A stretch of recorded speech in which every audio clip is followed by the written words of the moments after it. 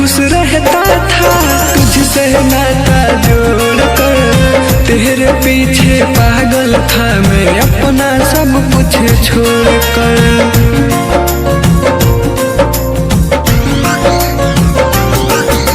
हर पल मैं खुश रहता था तुझसे नाता जोड़कर, तेरे पीछे पागल था मैं अपना सब कुछ छोड़कर। अब तो किसी और का हो जा मुझको नहीं है गम, अब तो किसी और का हो जा मुझको नहीं है गम। बीत गया जमाना जब दीवाने तेरे थे हम, बीत गया जमाना जब दीवाने तेरे थे हम।